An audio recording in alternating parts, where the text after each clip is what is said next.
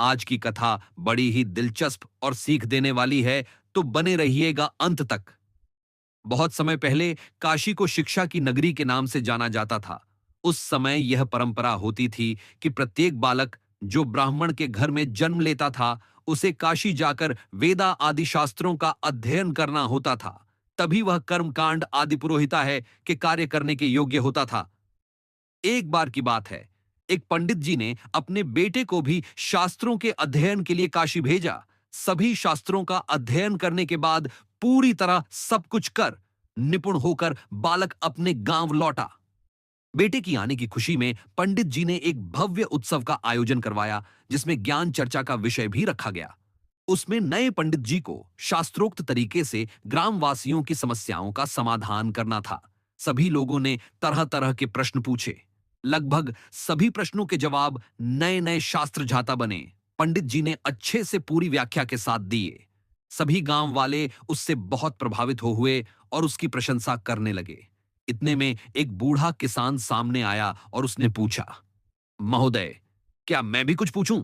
तो पंडित जी ने पूरे विश्वास के साथ कहा, हां हां, क्यों नहीं। यह सभा, यह प्रोग्राम इसलिए तो है। किसान बोला, ठीक है, तो बताइए, पाप का गुरु कौन है? पंडित जी ने अपने विवेक पर जोर दिया, परंतु इसका उत्तर नहीं मिला। सोचा, बहुत से गुरुओं के बारे में सुना है, पर यह पाप का गुरु किस खेत की मूल है, इसके बारे में तो कभी नहीं सुना लगता है। मेरा ज्ञान अब भी संपूर्ण नहीं हुआ है। और वह वहीं से वापस काशी को रवाना हो गए। काशी जाकर उन्होंने अपने सभी गुरुओं से पूछा, लेकिन इस प्रश्न का जवाब उन्हें कहीं से नहीं मिला। हताश और निराश होकर इस बार पंडित जी अपने अंतिम गुरु के पास गए तो उन्होंने कहा, वत्स, इसका जवाब तुझे एक पापी ही दे सकता है। पंडित जी की आंखें आशा से चमक उठी। उन्हें लग रहा था कि अब उनको इस प्रश्न का उत्तर मिल जाएगा। उन्होंने तुरंत पूछा, ऐसा पापी कौन है और कहां मिलेगा?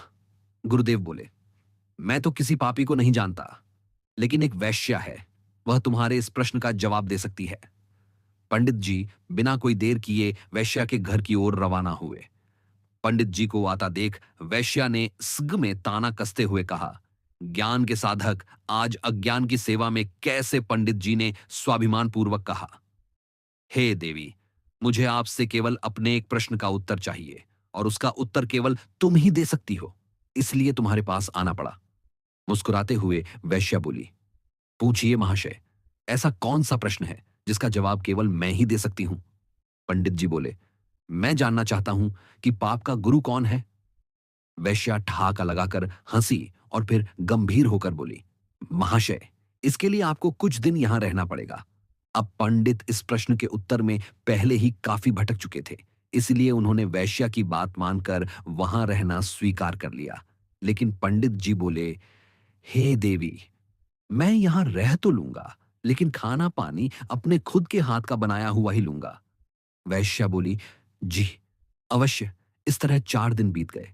प्रतिदिन पंडित जी खाना बनाते और अपनी पेट पूजा करते थे। आखिर परेशान होकर पंडित जी ने वैश्या से पूछ ही लिया, हे देवी, मुझे मेरे प्रश्न का जवाब कब मिलेगा? वैश्या बोली, थोड़ा धैर्य धारण कीजिए महोदय, बस एक दिन की और बात है। उसी दिन पंडित जी का खाने पीने का सामान भी खत्म हो गया। वैश्या का ठिकाना गांव से काफी दूर था। भयंकर गर्मी और चिलचिलाती धूप देखकर पंडित जी ने सोचा, अभी तो बहुत गर्मी है, सूर्य ढल जाएगा तब शाम को बाजार जाकर सामान लाऊंगा, और भूखे पेट ही काम में लग गए। सुबह से भूखे पंडित जी अपनी पोथन के पन्ने पलट रहे थे। तभी अचानक वैश्या का आगमन हुआ। वैश्या बोली, पंडित जी, आप अकेले खाना बनाते हैं, कितने परेशान हो जाते हैं। एक काम कीजिए, कल से नहा धोकर आपके लिए खाना मैं ही बना दिया करूंगी। इस मुझे भी आपकी सेवा का कुछ पुण्य मिल जाएगा, और भोजन के साथ दक्षिणा में मैं आपको एक सोने की मोहर दूंगी।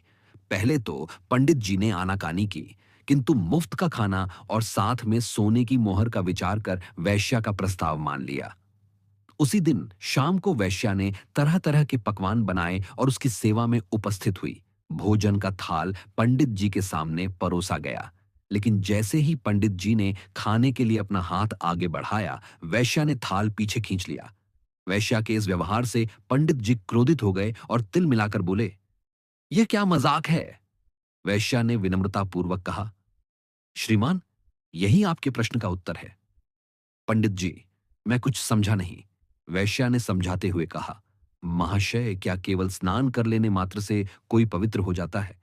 क्या मेरी अपवित्र केवल इतनी ही है जो केवल स्नान करके मिटाई जा सकती है? नहीं। लेकिन मुफ्त के भोजन और स्वर्ण मुद्राओं के लोभ में आप अपने वर्षों के नियम को क्षण भर में नष्ट करने के लिए तैयार हो गए। यह लालच ही पाप का गुरु है।